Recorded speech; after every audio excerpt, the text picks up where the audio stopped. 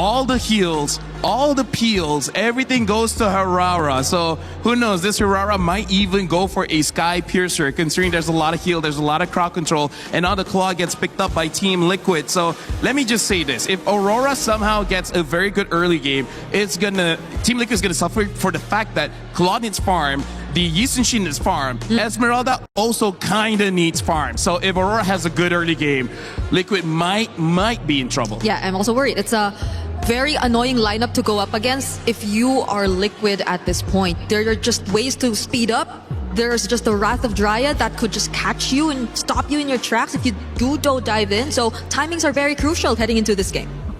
Well, heading into our second series of the day, it's the defending MSC champions for MLBB, Team Liquid versus Aurora Gaming. Let's see if the sparks will fly as expected as we send it over to our casters here, Trex and Naisu.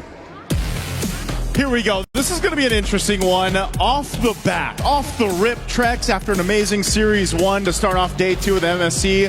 Here we are with a draft that's out of left field. I don't even know if it's in the field, man. This is so far from what we're used to seeing with the hands of Coach Midnight and Aurora Gaming here. When was the last time you thought you'd see a Raphael in the mid? It's been a while. Maybe there was a sprinkle in M5? Maybe we saw a little bit of heal then, but I feel like, definitely saw some in M4 with all the utility jungle. Yeah. But outside of that, yeah, it's been a very, very, very long time. I have been wondering about this, if we're going to start to see some classic, Ube in a sense. Yes. With such heavy assassin junglers coming back, sometimes that is the answer. Sustainability, steamroll, group up, and just power through. But the thing is, with something like Aurora, it's a little different than what you would classically see with that. Normally you see the utility jungler paired up with that. This is a different flavor, I'd say, but leave it to a team like Aurora Gaming, from Turkey to go ahead and bring this kind of strategy to play. I think that's one of the big things. Even when you look at the emblems, the Rafaela looks to go ahead and obviously have a little bit more on that cooldown for the heal. Depending on the build, too, that Rosa's going to go, is what I'm interested in. What do you build here on that Rafaela to go in the mid lane, supplement this strategy that you're going with? And you have a lot of durability here. Some poking for KarlTzy and Pagu. Also, the Rafaela, you get the revive now? It's been a couple months since the revamp on that. It's no longer the big stun on that ult. You get to bring one of your teammates back to life, essentially. So even more sustainability in terms of how long you want to drag out a team fight. The target could literally be anyone on the team, honestly. Anyone on Aurora's side could benefit from that. You bring back the Uranus, you bring back the Beleric, you bring back Siggy Boomer TNZ. It could all be a good play. Ooh. Good little flicker burn there. Battle spell down for Sanji off of that. First turtle's going to be up here to second, too. So both teams getting into movement for that turtle. One thing I would say, because of the nature of the compositions, expect long team fights, right? I think that's the biggest thing. You're used to seeing really high speed, high stakes team fights, but with these kind of compositions, both sides, and a revitalize for JP, hold on. Speaking of, nice dive into the mid, TNZ able to get the turtle. KarlTzy on the run, look at the damage coming out from the side of Aurora. One more shot into Sanji, and Sanji finally falls his first blood over to Lunar. But in the midst of that, TNZ drops. And there's a respawn, right? So that's what we're talking about. That revive is going to play a part, play a role throughout the game here. But yeah, objective secured by Aurora. They're going to go ahead and try to put some pressure on KarlTzy to get his buff, but he's going to go ahead and get that just fine. But as we saw from that last fight, that's what I wanted to point out. JP's revitalize in this sense is pivotal because he needs to extend the team fight for the team. You got to go ahead and deal with the heals that are coming out from that Rafaela pick for Rosa. But not only that, but being able to kind of weave in and out of the fights because of the Beleric, being able to, cast that Wrath of the Dryad, lock down these members of TL, you could get stopped in your tracks, and that's not where you want to be here. So the timing on being able to extend team fights are crucial for TL. All right, so Aurora, though, getting that first turtle. Even though they lose TNZ, levels still very similar between KarlTzy and TNZ. Sanford able to get that kill. Lunar able to get a kill for themselves. So both the XP laners benefiting from that last fight. But still, we're already seeing how Aurora can just kind of bully TL away in some of those big 5v5s. The only thing they're going to have to watch out for, I think at this point, is Sanford getting to that back line, something that he is so good at. So the Esmeralda does really well. Good item pickup already here for Rosa. Flask of the Oasis locked in, helping with that sustainability that we're really talking about. It's a highlight of this lineup, and this was kind of thrown out there, right? With the kind of theory crafting out there about after this patch, would we see these healing roams pop up? And I know it's, this time it's in the hands of Rosa, but you could think about how dynamic a lineup can be now with the Rafaela, and even, for example, maybe a Matilda mid we see in the future. Estes, of course, still being one of those heroes that comes into mind with this kind of concept, but second turtle is up. Let's see if this one will once again go over to Aurora. Carl Tease is going to make his way, but he might be here a little bit too late for this take. Yeah, he's not going to go for it. He is going to back off. He takes a lot of damage from Lunar, gets a stun onto him. JP getting a little vision as well. Sanford not going to fully commit, but Aurora wants to take the fight. A big Mountain Shocker onto multiple members, getting the stun. Aurora decides not to go for this orange buff. They are going to back off. This is one of those things, Trex, where it's like, okay, Team Liquid knows the play here with this type of, your claw needs to go ahead and build up. You got to get those items here. Good flicker burnt. They have to choose their fights really carefully, and that's one of the difficult things. You can play off the Eudora, that stun that you get packed in. Even the Fork Lightning is great, good for poking, but you're essentially, to get a kill for Team Liquid isn't the main focus right now. They need to go ahead and just let them scale themselves up on this kind of lineup. If there's a team that can channel patience outside of Team Liquid or some other teams, Aurora is definitely one of them. They're not trying to force fights here. They're getting objectives. They're playing the map slowly. They're looking for the slow burn, the slow kill right now, and that is going to start to scale a little bit. You have the Freya, you have this heal, and the fact that it is a mid lane Rafaela, not a roamer, that's going to actually start to benefit. She's going to benefit from some of those items and maybe even output a little bit of damage as this game goes on. Team Liquid does have some skill of their own. And I mean, this is probably one of the slowest games we've seen so far in groups. I was going to say, very different from our previous matchup, but here we go. Big AOG connects, does get the knock up. Cool. But Tianzi finds Sanji to the backside. Carl Teasy not able to get away. Lunar gets the kill. JP gonna be next, chopped off, taken out. Ooh. And Sanford falls as well. A double kill into the hands of Tianzi. Aurora take a huge lead 6 minutes in. And that is the power of this lineup. You saw it right there, the amount of heals, the amount of movement speed. As we look at the replay here from STC, this pressure was around that purple buff. Pagu made his way around, but crashing in under the tier 1 turret and getting to lock down these members, but then just outlast Team Liquid.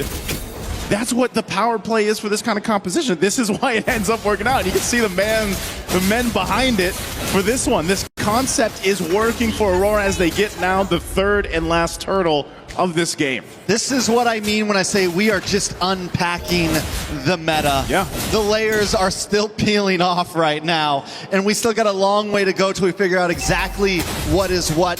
And Coach Midnight's showing it right now. We have the Rafaela, and it is working beautifully.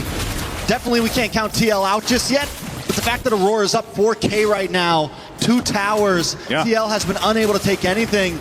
If they can keep this lead past the first Lord, that is unheard of. Again, this was a big thing, for a lot of people coming into this year's MSC here at EWC 26 was, just where would the meta be?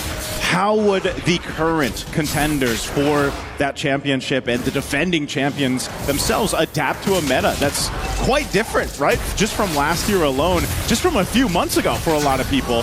And it's already showing here. Oh, no. Oh, no escape from that one. Teddy will go down. Aurora looking for new targets now into the mid side. Carl Teasy just wants to get his camps.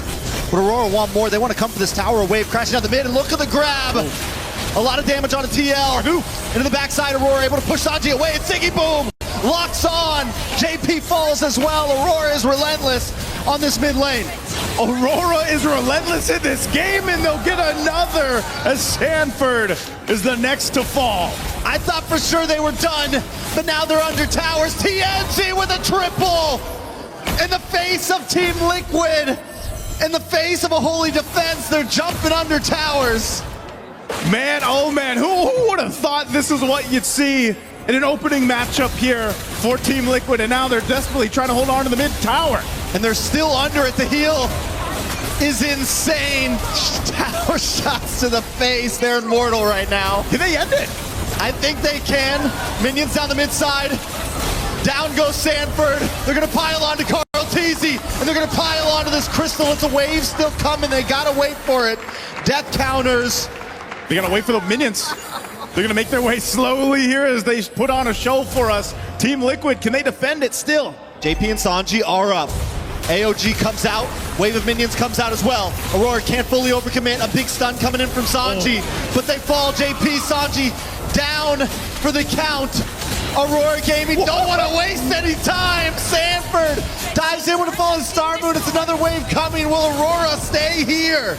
Okay, they bought some time. They cleared things out, but man, the stacks right now on TNZ are insane, and they're looking to end. They're going to keep on going. They're not going to give it up. Finally able to lock onto the base. TNZ will help Aurora take game number 1. What a statement this is for the entire teams competing here at MSC. I mean, even Aurora Gaming is, they're smiling about this. This draft, again, is not what you expect, and it was executed perfectly from the mind of Coach. I like the Moskov too. I feel like the Moskov is a safer pick. Yeah. Brody is, if you think you can somehow snowball out of control and just end the game before Liquid gets a chance to fight back, but What? the barrage! Another what? Midnight. Wow. Beep, boom! How we feeling, Brigitte? Wow, Confused. Where is it going? Like, who is who? Okay, maybe a Barrett's Rome I feel like I need therapy after this. or XP. What? Who? Like, Hey, you know what? Our job is done. Stunned. it's gold. It's gold, Paquito. It's Go Paquito. We'll see how they're gonna push out later. But Barats, I've heard, is a good counter towards the artist. So maybe that's just a lane matchup kind of thing. Maybe. Harley Jungle, Gold, Paquito, Aurora Gaming doing midnight things. My goodness, this game, this series has not disappointed. Let's see if Game 2, Aurora Gaming can close it out and send our defending champions of MSC to the elimination side of the bracket. And for now, with the call, it's Naisu and Trex. Here we go. Team Liquid Philippines needs this game, and they brought a draft to be able to do that, Trex. But again, it's Aurora Gaming with a little bit of flexibility. Another interesting draft from Coach Midnight as well. What do you think of this one? We saw Barrett's go XP lane in the hands of Kid Bomba yesterday. We saw the fighter meta go into the hands of Team Spirit yesterday, and it worked well. Yep. I'm not counting it out at all for Aurora right now. I don't think this is extremely surprising. Yes, it's a little offsetting because we're not used to it, but we have seen it worked. And as I keep on saying, there are a lot of layers to the meta right now, Naisu. I think a lot of people want to see, Carl TZ using the Ling. This hero alone has made waves already of the current meta, but now in the hands of someone as skilled and as prompt as Carl TZ. Let's see how he plays it. This is already some rough pressure, though. Unar flicker dashes in. A lot of damage on Carl TZ. He's left his lane just for the invade. Rosa forced to use a flicker. A little bit of damage on Sanford. Sanford flickers as well. Everyone backs off. You see how much is needed to go ahead and protect that early pressure in the jungle, even when the change is here. Now they're going for purple. Look at the pressure. The stun lands. JP goes down. Pagu gets it. Aurora just not giving up. They're not giving up, man. They're also going to take more. Take another camp here. TNZ is pretty relentless right now against Carl TZ, and this is one of the things you kind of expect to happen when you pick a hero like the Ling. We've seen it in the likes of even previously in our previous match where you go in the opposing Ling's jungle, you put pressure there, you take what you can, you slow him down. And so for Team Liquid, they have to go ahead and supplement that. They have to support Carl TZ. He's not really in shape to take this first turtle, but if somehow Team Liquid Philippines can secure it, that kind of stopped the bleeding a little bit here. But look at this, the lockdown again. Another stun lands on a JP. JP's going to take a second death within 2 minutes and 15 seconds. Aurora Gaming with over 1,000 gold lead, and they haven't even taken the first turtle yet. Trex, this is what we're seeing here is just the amount of front line that this lineup has. that is just helping TNZ with all the space. They continue on. The grab and nab, the pull back. Sanford going to try to vengeance through. Re-engages. JP unable to do anything, but Sanford still falls. Maybe staying a little too long. Yeah, maybe he should have just disengaged there. I'm not sure if what the move was there, but still it's Aurora building up on that lead, continuing to put pressure on all sides of the map. And this whole time, again, Sigiboom has just been able to go ahead and farm up on this gold lane for Keto. You know he's going to hurt when he starts showing up to these fights, and so far, when that next turtle comes up, it's going to be really dangerous here. They continue to try to delay Carl TZ. He needs these buffs. He needs to be able to go ahead and catch up. He's 2 levels down right now against TNZ. Sanford once again taking a lot of damage. Deadly Magic unable to get the finish. But Aurora everywhere right now, and the Barats is looking clean. It's bulky. Lunar continues to land those stuns. Yeah. Continues to get those pushbacks. Again, this is just really a smart drafting, but then just excellent execution right now from Aurora Gaming. From game 1 now to game 2, they have stopped the Stampede in its tracks, essentially. Now for Team Liquid, if they want to get back into this game, they need to start making some plays happen here. But the question is, Trex, where do you do that when your jungle's this far behind? You know, you have a Zetian who essentially is able to go ahead and give you some vision, get that little minor stun in. But if you're choosing these fights that you can't win, it's going to further delay you. So I think, again, they find themselves in this situation of game 1 where it's like, do we wait a little bit here? Do we try to scale up into this game? Lunar is going to go back to base here. And I think, yeah, Team Liquid at this point, they kind of have to. You got to look for Teddy to get some gold. Luckily, he hasn't gone down. Carl TZ as well hasn't taken a death. He's lost a purple buff early on in the game. It's why they didn't try to contest on that last turtle. They know that they're a bit behind right now. And not even just a bit, it's almost 3K gold. Will they even try to fight for turtle number 2, honestly? With that retribution, it doesn't look like that's going to be the case. So this turtle will go in the hands of Aurora. Right now, it seems like the call is, yeah, just wait. But hold on, Teddy could be in trouble. Luckily, JP is here to keep him secure. Turtle's locked in, though. It's secured. Where's Pagu going to go?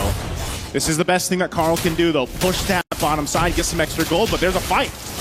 Not just a fight, a big fight, a nice Wrath of Dryad onto 3 members of Aurora. Sanji able to get the kill, but look at the Fatal Links! And look at the damage. Sanford trying to vengeance through, able to find one, another. Sanford picking it up and will eventually drop a double kill before taken out by Sigiboom. Well, this is happening though. Carl TZ taking a purple buff of his own. They're trying to even the playing field. Hey, Trex, as bad as things were, at least it wasn't worse here. That was a great Fatal Link setup. As we look at, well, we got a chance to look at the replay here. Look at the Fatal Links after that setup. This could have been way worse, but again, some maneuvering here, some finesse from TL keeps them from getting decimated here under that tier 2 turret. And it also, mind you, allows Carl TZ once again to get what he can, takes a buff, because he's got to play the catch-up game here. They need to be able to get just ready for that first Lord once it comes up. I wouldn't be surprised if we see them give up the next turtle too. Just again, give that call, do what they can, because they're losing real estate as well on the map, as now some of the tier 1s are falling. Yeah, they have to start looking for some pressure on the map. I will say this.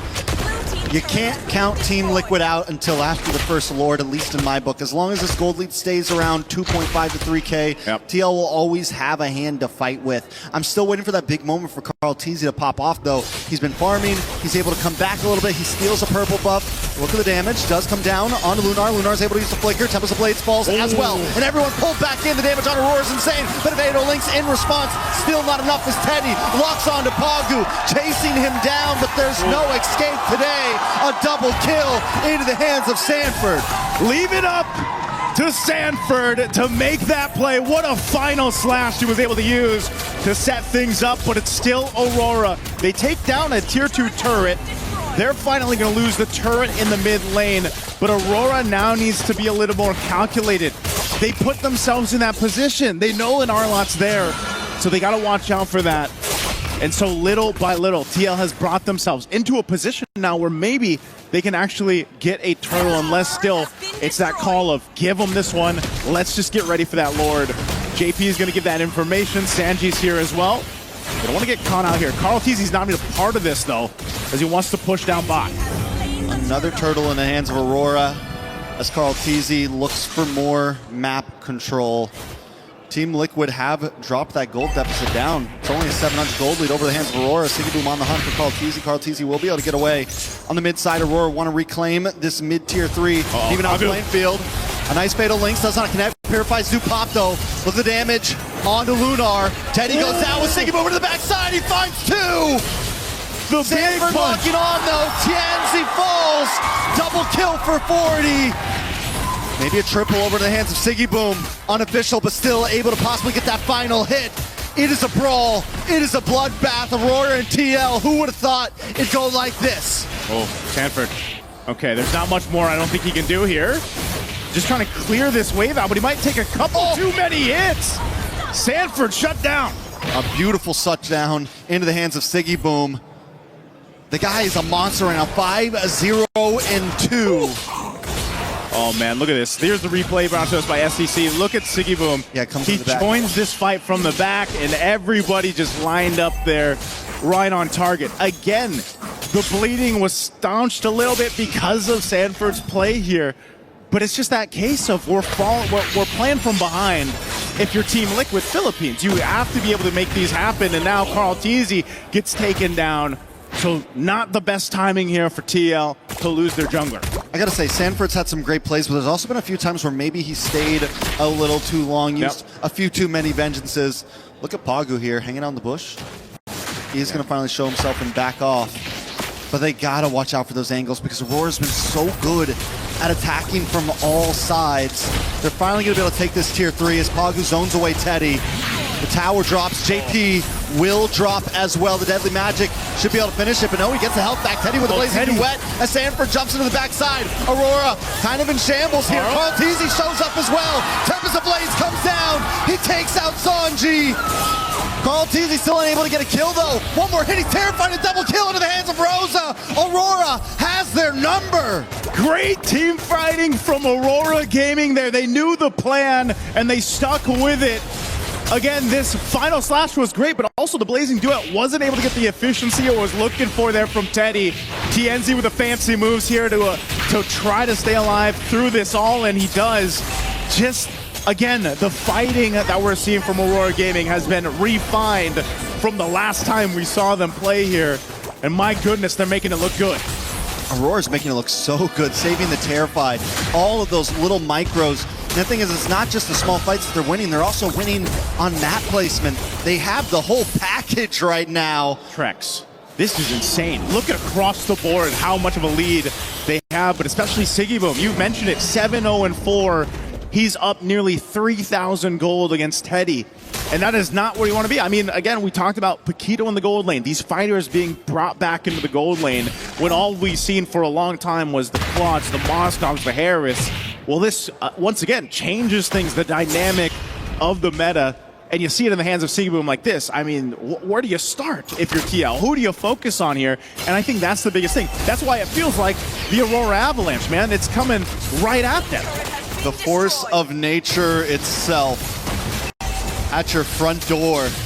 Tower will drop. There's no holy defense to bring down this Lord. Aurora Gaming not going to force it though. They're going to move on to the mid-tier 2. Should be able to take it. All right. Turrets take a little bit of damage here. The tier 2s will fall. Holy defense shields being held on, but that bottom one is the only one to stay. Conceal's going to be used. Where's Pagu going here? They want this base turret. Oh, JP. The zone, but they're still able to get it. JP going to move on. Fatal Links does connect. It's more of just kind of a stall there as the rest of the team backs off. Still no inhibitors down. TL hold the defense.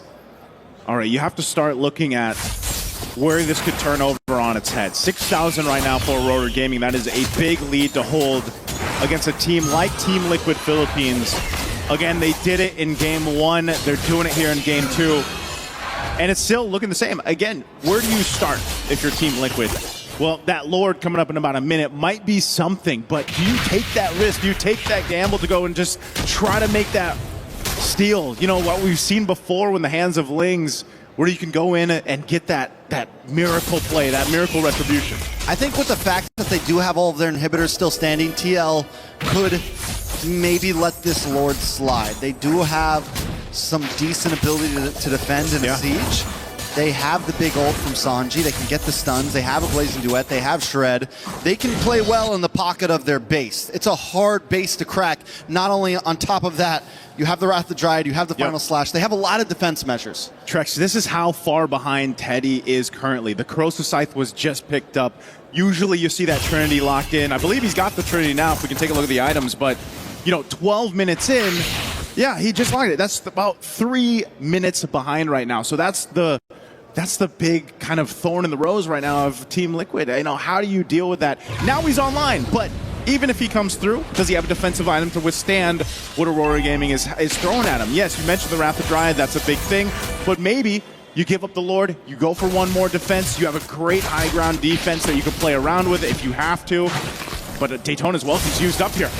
Denna's welcome, does lock on along with way to the boss side. Look at the damage on a Teddy!